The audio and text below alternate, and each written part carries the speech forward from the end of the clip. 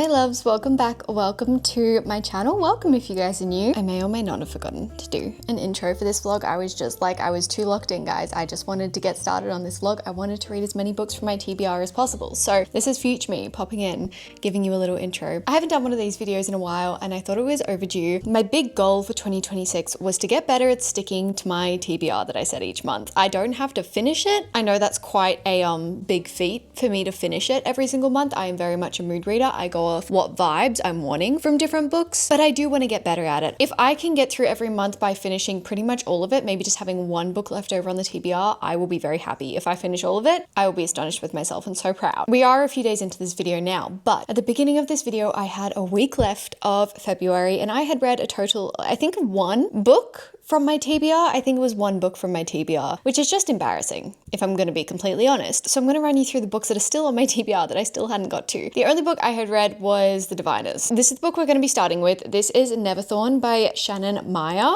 I have had this on my TBR for a long time now, and it's just getting to a point where I feel like I really need to get it off. This is a YA fantasy novel. I believe we are set at an academy. It's called Neverthorn Academy. This one's kind of funny because the back says, since dropping out of Neverthorn Academy after the death of her mother, Harlow Dragon, what a name, has been working as an enchanted jewel thief. The last thing she expects is for the school to make an offer she can't refuse. Come back to Neverthorn and join 7 others with secret magical abilities in House Phoenix. So we have houses and everything. There they will train in potions, runecasting, and combat. Because Nocta, a powerful dark wizard who has been plaguing the magical realm for decades, has the mortal world in his sights, the students of House Phoenix are all to stand in his way. This is what we're going to be starting with, but yeah, hopefully it'll be fun. Hopefully it'll just be a fun time. I haven't read an academy setting book in a long time. We also have Heated Rivalry on my TBR, but I don't have that physically and I'm waiting for it to come off hold at the library. I don't want to buy it physically just because I'm not sure if I'm going to like it or not. So I've got it on hold at the library, but I don't think it's going to be ready for this week because there is a massive wait list for that book. But another book we have on our TBR is The Heart of Betrayal by Mary E. Pearson. This is the second book in the Remnant Chronicles. I read the first one last year, really enjoyed it, and recently got the rest of the series so I can actually read them. Basically, the Remnant Chronicles is set in the same world as the Dance of Thieves duology, which I absolutely loved. I think it's usually recommended to read the Remnant Chronicles first, then go on to Dance of Thieves, but I didn't know that. So I just read Dance of Thieves not knowing they were even connected. However, we're set in the same world. I like this world because it's very like medieval-ish, like it's kind of classic fantasy. And I am really feeling like that at the moment. Next, we have The Fragile Threads of Power by V.E. Schwab. This is a continuation in the Shades of Magic series, so the Dark Shade of Magic trilogy. You guys know I read that, absolutely loved it. Until recently, I thought that this was just like a fun little spin-off, just like one of those, like a novella almost type situation from the original trilogy. This is actually the start to an entire new series, so I guess it's almost like Shades of Magic Era 2. I don't know. But we're following the same characters plus a few, I think, set in the same world of Dark Shade of Magic. So I think it is recommended that you read Dark Shade Magic first, obviously, before you go on. And then the last book on my TBR for the month is The Sirens by Amelia Hart. This is a different book for me. It is, I think, a contemporary fiction. I'm not really sure though. We are following 2 sisters on the coast of New South Wales. So it's set in Australia, which is kind of fun. I don't usually read books set in Australia. I don't know why. Like, I don't actively avoid them by any means, but I don't usually read them that much. So I'm actually quite excited. I'm not sure what this one will hold, but I'm obsessed with the cover. Those are our stack of books we're going to be tackling over the next week. I have 1 week until uni starts, so my plan is this week to just read as much as humanly possible. I guess we'll see how we go though.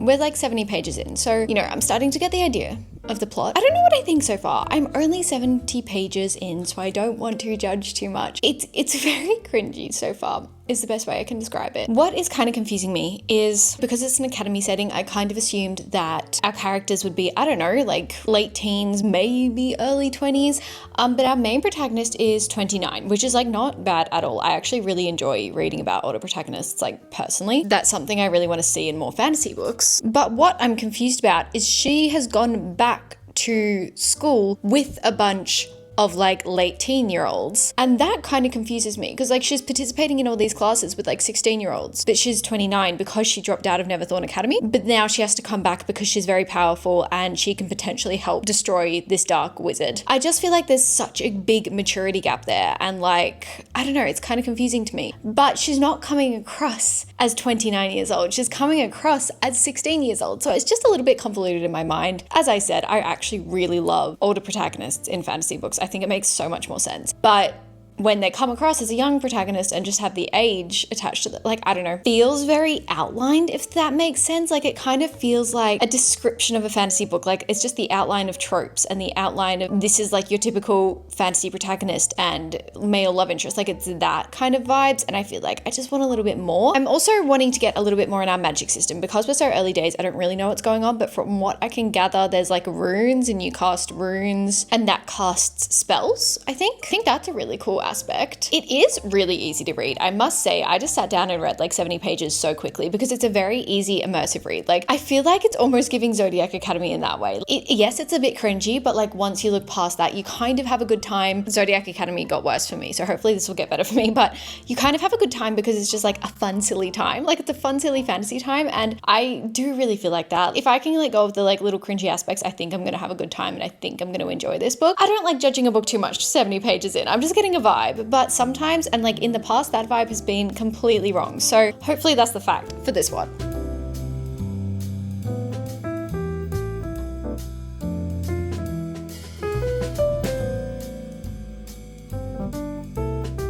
Okay, we've made quite a big dent. Like, we're about halfway through Neverthorn. It's definitely growing on me. At the beginning, as I said, I was like, this is a little bit too much just trope dumping for me and kind of like fantasy element dumping. Like, I feel like you can integrate elements, but when they're just like placed there, it kind of feels a little bit cringy. I don't know if I'm getting used to it or if it's just like getting incorporated better, but I am having a better time. I don't like our main protagonist. I'm going to be honest with you. I think she's doing a lot of stupid things. It's really bugging me. She's giving DM, you know, from Spark of the Everflame. That's what she is reminding me of. It's just like in these intense situations, like in a dangerous situation, she's running towards the danger, but not in a strategic, witty kind of way. Like, she's just running towards the danger and not thinking about anything and who she's putting in danger, how this is going to jeopardize a plan, anything like that. Like, she literally is just not thinking, and that's starting to really bug me. I'm not gonna lie. Other than her, I'm actually liking everyone else. I feel like some of our characters are definitely hiding stuff, which intrigues me. The only thing is, the names are kind of interesting to me, and one thing that is really, really confusing me is in this, at the very beginning, she says her name is Harlow Dagon, like Daygon, I think, but on the back, it says her name is Harlow Dragon. So I don't know if this was a misprint or if something changes by the end of the book and she somehow starts getting called Dragon. I don't know, but I'm kind of confused by that. That's just annoying me a little bit. In this world, it also seems like everyone is called, instead of like professor, I think it is, it's like Dayan. You know, and sometimes like you read a word, but you don't actually pronounce it in your head, and I haven't had to pronounce that out loud yet, so I'm kind of confusing myself. But my point is, it is also very similar to her last name, so I'm kind of confused on that element as well. Also, one of our other main protagonists is called Typhon, but I keep reading that in my head as Typhoon. So like, they're just little superficial things that are annoying me. That doesn't actually have that much of an impact on the plot as a whole, okay? Like, I'm being very picky here. Honestly, whilst I have so many things to say that I don't like about it, or that is just kind of like irritating me, there are a lot of elements that are keeping me reading, and it is a very addictive read, and I am kind of absolutely obsessed with our academy setting. I have been craving an academy setting. Let me just say that I feel like academy settings aren't always done how I want them to be done. Sometimes you're just at an academy and you never actually attend a class, go to school with them, or have any of that like academic elements to it. It's more just like we're at an academy and all this other stuff is happening at the academy at the same time. Whereas this one, we've been attending classes with Harlow, we've been learning practical magic with her, we've been learning different runes. So that's basically what our magic system is based off. You cast a rune, you cast a spell. From what I can understand, Harlow kind of created all of her runes into shorthand for convenience, but they want her to go back and relearn them in the traditional sense so that she can cast them to her full potential. Like, yes, it's kind of cringy, but also it's kind of really fun. Past my superficial little annoyances, I'm actually having a really good time. And like, there's this little element that I was finding really cringy at the start. Now I'm kind of loving certain professors don't like swearing and don't tolerate swearing. And Harlow very much is known, and Typhon knows that she loves a swear word. Like she will be constantly swearing. So he basically casts this like rune on her, this little spell that transforms any swear word she says. So instead of swearing, it turns into like, I don't know, an abbreviated one that like fudge or something like that, you know, like it turns into something like that. And in the beginning, I was finding that really annoying. I was like, oh, why did we do this? But now it's kind of funny. It's just all of those things that I feel like once you embrace, you're actually having a really good time. Parts I'm loving, parts that I'm kind of just having to, okay, we're going to get over this and then we're going to have a fun time, if you know what I mean.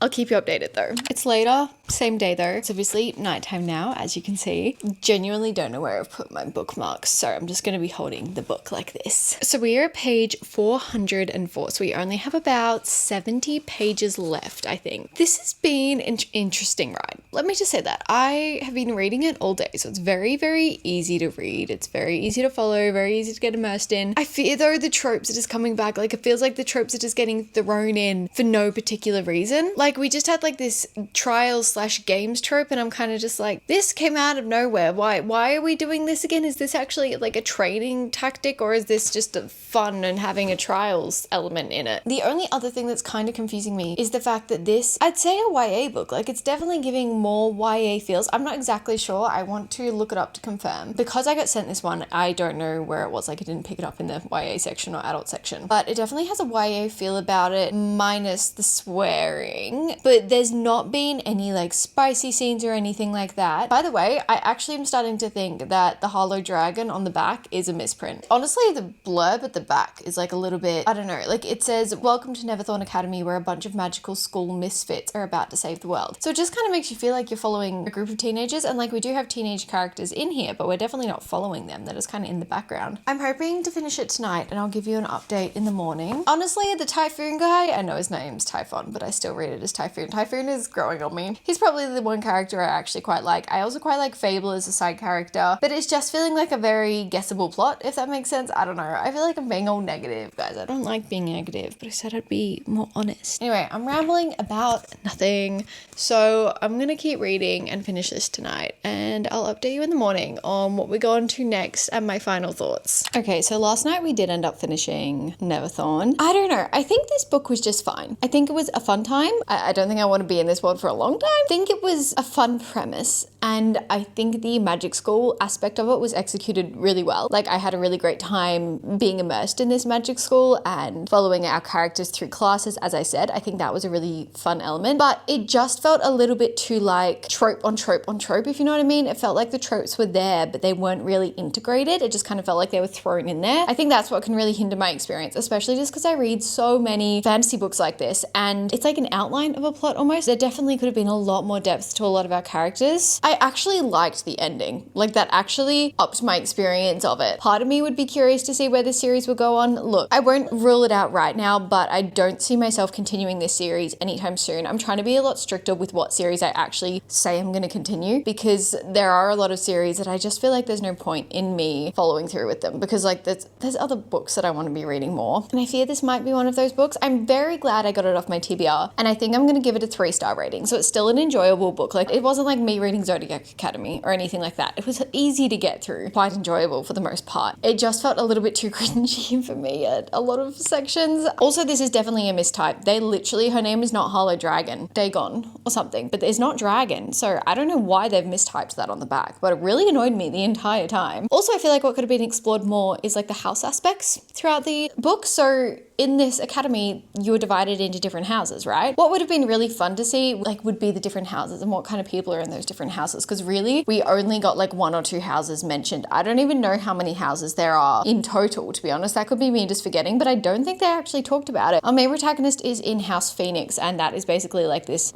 I was going to say reincarnated. I can't think of the word though. Like this house didn't used to really be a thing. It used to be a thing years and years and years ago, and then it kind of just went out because nobody was falling into that house. You didn't have those magical abilities. You weren't strong enough for that house, so it kind of just dwindled off. off, and now it's been like revamped for these students coming back to face the Dark Wizard. Next book we have started, and I'm so excited about this one, The Fragile Threads of Power by V.E. Schwab. I've been a little bit intimidated to get into this one. I don't know why. I think because it's a lot longer than it looks. It's actually like 600 pages, and I feel like it doesn't look that long. Sprayed edges, which is fun. I don't usually have sprayed edge books. But basically, The Fragile Threads of Power is a continuation on from the Darker Shade of Magic series, which is one of my favorite series. I love all our characters in that series, like to bits. We are set 7 years since the Darker Shade of Magic originally took place, I guess. I'm not going to tell you what happens since those 7 years have passed. I would highly recommend, like, no, actually, I wouldn't even recommend. I would say you'd have to read the Darker Shade of Magic trilogy before you went on to this one. I've seen people now and then be like, no, you can just read this one as a standalone, but I don't understand why you would, because we're set in the same world, we're following a lot of the same characters, and there's only one book out in this series. Like, it's not like it's a better series than the first one or anything. Like, we only have one book in this series so far. So I would just go read the Darker Shade of Magic trilogy if you want to get into this world. We're set in a world where there's different realities of like London. So there's like the red London, the white London, the black London, the grey London, I think there is. Red London, haha, that's cool. Kel, our main protagonist from A Darker Shade of Magic, has the ability, he's like a magician. He can travel between these different realities. Very atmospheric, moody, dimly lit world, if you know what I mean. Very immersive, but that's just V.E. Schwab. Like, her writing is incredible. We do have our same cast of characters, at least a few of them, and then we have more characters that we're building on. Kel and Lila and stuff like that, which I'm so excited about. And then we also have some new characters like Koskia. From what I can gather, she's kind of got a regal status and she's in White London.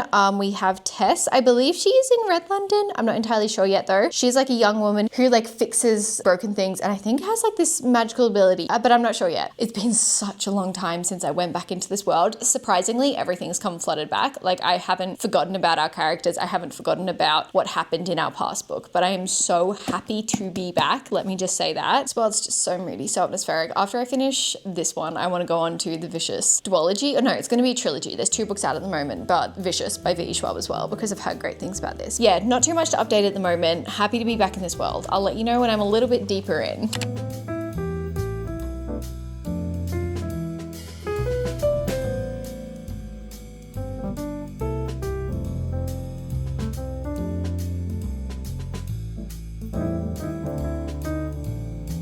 I feel like I can give a proper update now because I am actually 288 pages in. So I've definitely been reading quite a bit. I am so happy to be back in this world. It's just one of those things that you really truly don't know how much you missed until you're back in the world, because V.E. Schwab's writing, so incredibly immersive and addictive. Something I really like find incredible is when a high fantasy book, or like, you know, a quite complicated fantasy, like I would not say that this is an easy to follow, really basic fantasy / political magic system. It takes some brain power. You do have to switch on to understand what's going on. Something that V.E. Schwab does is somehow makes it so addictive, but also so political and so intricate and complicated, but yet you can't put it down. Doesn't feel like it's using a lot of your brain power because of the way it is written. There are definitely high fantasy books I've read where it feels like I'm switching on. Like, I love Will of the Many, I really truly do, but I do have to be switched on reading that book. I really, like, if I'm out of it for a second, I don't know what's going on. Whether it's this, I feel like I can just get immersed in, get lost in, and I'll have the best time. I'm on a roll of losing my bookmark because I don't know where I put it again, so that's why I'm holding it like this. But yeah, we've made quite a big dent. The spine has been split, guys. I'm so sorry, but it needed to happen. This is probably the stiffest book, like, you seeing that? Stiffest book I own. I also love it because it feels like there wasn't just like a happily ever after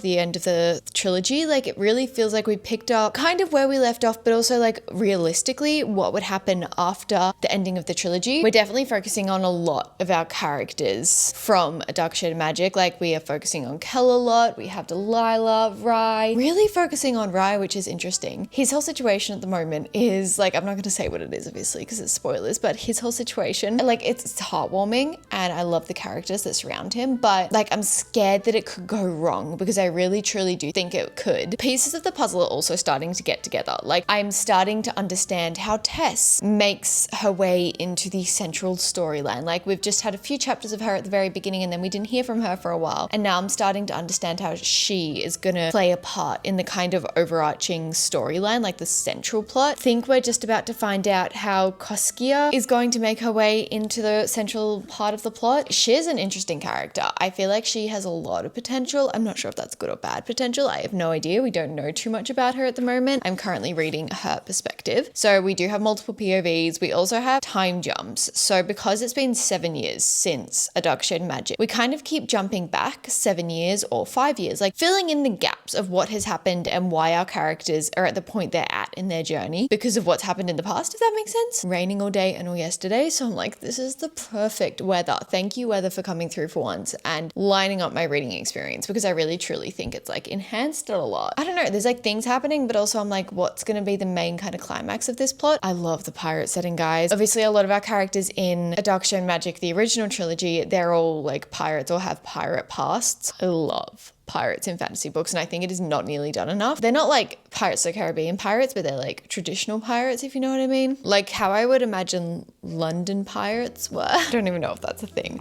I'm gonna stop rambling. I'm gonna get into bed and keep reading this because I'm having a good time.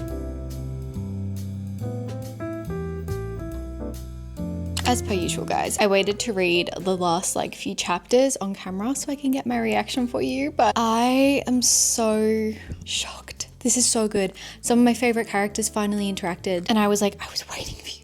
I was waiting for you to interact this entire time. I was waiting for your paths to cross. I have a new favorite character. I'm obsessed with Tess. I think she is so cute and so smart, and I really, really like her. And then the characters' dynamic when they actually did interact was everything. It was so worth the wait. Anyway, let's finish it.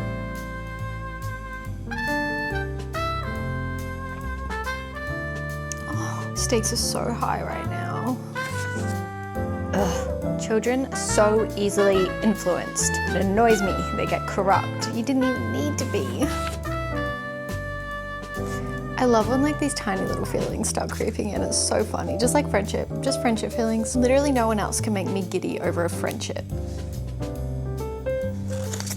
Oh my god.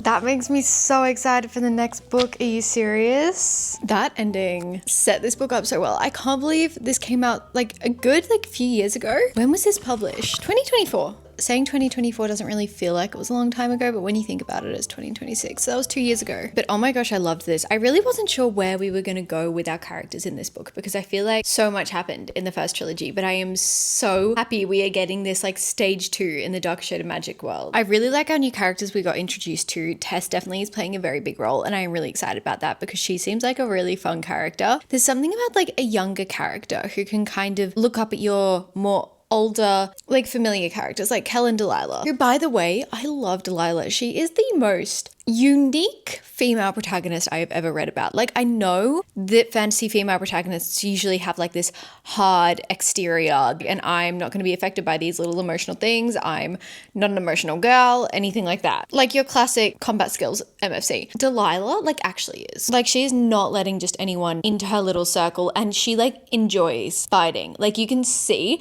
she just enjoys fighting in high stakes, dangerous situations. And I feel like that in itself is honestly quite rare. I actually love her so much. She's so funny. Not intentionally, just because like she really doesn't care what anyone thinks. And she's gonna be mean to you if she wants to. But this was so great. I'm gonna give this like a 4.5, honestly. Like, I already know that this is a really high rating and it feels like coming home to this world. I'm so excited to be back in it. Definitely want to continue V. Schwab's backlog. And honestly, this was like a really quick read. Considering it's a 600-page fantasy, I sped through this a lot quicker than I thought I was going to. So it is Friday morning now. We have like a day left in the month. It's fine. And if I seem really low in energy, it's because I am. I am physically exhausted. I am so tired. And just mentally, there is nothing going on in my brain right now. I am so exhausted. It's just been one of those weeks where I've gotten to sleep really, really late every night and then had to wake up really, really early every morning. I just dropped Austin to the airport this morning at like 6. Like, I'm struggling, guys. I'm really struggling. Anyway, I did all my editing yesterday. I had a big editing heavy day yesterday intentionally because I knew I was going to be exhausted after like waking up really early, going to sleep really late last night, night. Like I only had like a few hours sleep, and then driving to the airport and back, that's like a 2.5 hour trip. So I was like, you know what, we're gonna block the rest of Friday out and you were gonna read for the day. So that sounds really good. And also I start uni in like 2 days. So I was like, let's take advantage of having some time to read and some downtime.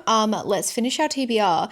I think we're gonna try and read one book today. We're going to try and finish the book today, okay? Have I started it? No. But I do know which one I want to read next, and that is The Sirens by Amelia Hart. This is... I don't even know. Is this just fiction? I think it's just fiction. I think it's contemporary fiction. I do know that we set in Australia, which is fun. I haven't read a book set in Australia in a long time. Beautiful cover. I'm like obsessed with this cover. I do know that it was also nominated for Goodreads Choice Award last year, so that's like something good. It's quite a short read, 350 pages, but the text, you can't really see, sorry. The text is quite big. So hopefully we can just speed through this today. I wanted to pick up this one because I didn't really feel like something like really long and fantasy heavy for this afternoon. It is the afternoon, by the way. I am very ambitious that I'm going to finish this today, but I guess we'll see. But we have tomorrow as well, so we'll see. I just want to finish one more book, and then we only had 2 books that we didn't get to, I think, if I finish this one. So that's good. I don't really know too much about what this is about. We're following Lucy. She is running away from something bad that she has done and what someone did to her. Apparently there is only one person who might understand, and that is her sister Jess. But when Lucy goes to her sister for moral support and like to help her out, she arrives at her clifftop house in the south coast of New South Wales, and Jess is nowhere to be seen. Lucy is now alone in a strange town steeped in rumour, stories of men disappearing without a trace, a foundling discovered in a sea-swept cave, and women's voices murmuring in the waves. So I guess that's like the siren aspect. I have no idea what to expect from this book. Genuinely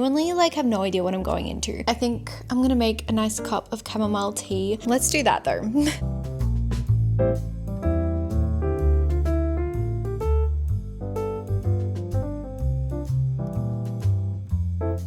We're at page 70 and chapter 9 in The Sirens so far, so we've made a bit of a dent. Definitely taking me a little bit to get into this one. I don't know if it's just because my brain's really tired today. It's not that like riveting so far, like nothing crazy has happened. I do think once the plot starts to escalate a little bit, I might be more addicted to it, so hopefully that's the case. But what I didn't realize is we have like past and present timelines, kind of. I guess that's the best way you would describe it. We are following Lucy, as I said, in her present timeline, trying to figure out a way out and looking for support from a situation that has happened. Also following somebody called Mary in like the 1800s in Ireland. And I don't know how Mary and Lucy are connected. I don't know how their story is connected. Like obviously we're only 70 pages in. Clearly like we're not meant to know, but I'm kind of curious. One thing I'm kind of loving about Lucy is that she is a true crime fanatic. Which like I can relate to. I'm not a true crime fanatic. I just listen to podcasts now and then, if you know what I mean, and watch documentaries. But Lucy very much hyperfixates on certain crimes. She's very much fascinated by the crimes that have happened within her town as well. But she just talks about them in such detail and talks about the podcast that she listens to in such detail. She does mention Serial, the podcast, which is funny because I do listen to Serial. I feel like everyone who watches true crime or consumes any kind of true crime content has listened to Serial at least once in their life. I feel like she does it as a form of comfort though, which is kind of interesting. It's a way for her to rekindle kind of, and like when she needs like a moment, that's her moment. She'll listen to some true crime. I mean, go off girl, you do you. So yeah, it's good so far. I don't know, I'm just not really addicted to it. I'm not sure if that's just my mood at the moment, because my mood is going to really influence what I'm wanting to read. Maybe if this isn't hitting, I might put it down and just read another like thriller or something tonight, something I can read in like one sitting. Even though I'm home alone, that's not a good idea, but I love setting myself up for failure apparently. But I'll give it another like 100 pages. I'll try and get to page like 150 or so, see what I'm thinking then. I will say the writing is really interesting. It's very whimsy almost to a sense where it's taking away from the story a little bit for me. Like it's taking me out of the story a little bit. I love some lyrical writing, don't get me wrong, but I think there's a really fine balance for me personally, like, and what I enjoy of having really lyrical writing, but still having that sense of intrigue and addictiveness to your story, then having really lyrical writing and almost over describing everything to a point where I just kind of lose interest and I'm not as interested.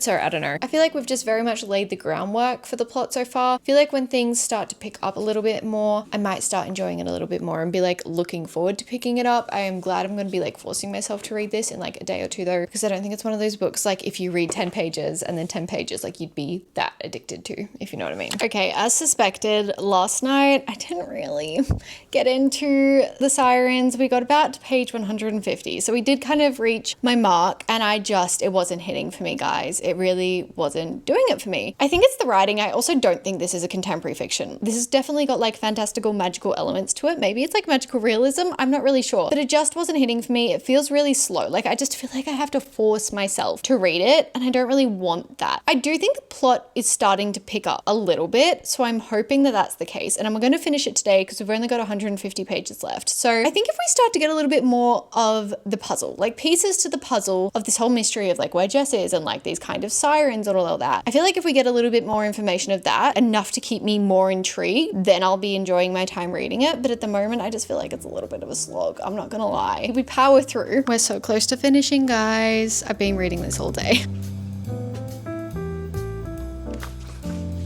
By the way, we had one big point in this plot that I think has made it a little bit better. I was like, oh, I did not see that coming. So I think I liked that plot point.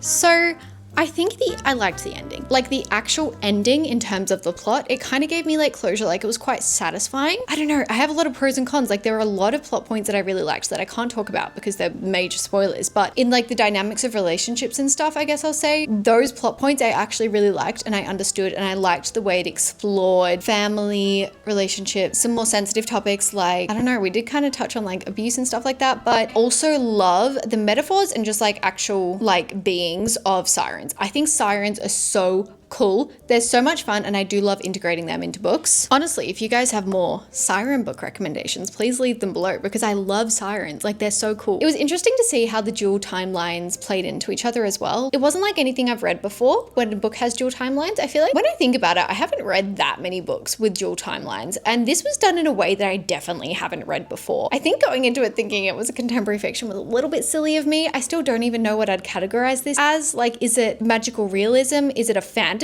I don't know. We definitely have a lot of fantasy magical elements amongst this story and within our characters, but I don't know if we've go so far as to say it's like a fantasy. I don't know, guys. I'm a little bit confused on this one. So if you've read it, please let me know what you think below, because I am a little bit nervous that it's been my mood that I was in and I really wasn't in the mood to pick this up, but I picked it up anyway, and that's really influenced my whole thought process and like my whole experience reading it. I'm a little bit nervous for that fact, but I don't know. Maybe it just wasn't for me. Maybe it just isn't the book that I would enjoy, because it's a very kind of genre bending type of book. I think I wanted a little bit more. The pacing was a bit odd to me. If we had gotten certain plot points a lot earlier, I think that would have invested me a lot quicker, and I think I would have been a lot more intrigued in the plot, where there is a lot of things were left to like part 2 in the book and stuff. And I don't know, it took me a while to be immersed in it. I will say once I got to, I'd say part 2 and 3, I was quite like, it was easy to read. I was enjoying myself. Definitely not like the first half of the book, which felt like quite a push for me to get into. I'm also a little bit like iffy on the writing. I don't know if I really enjoyed it or if it wasn't for me.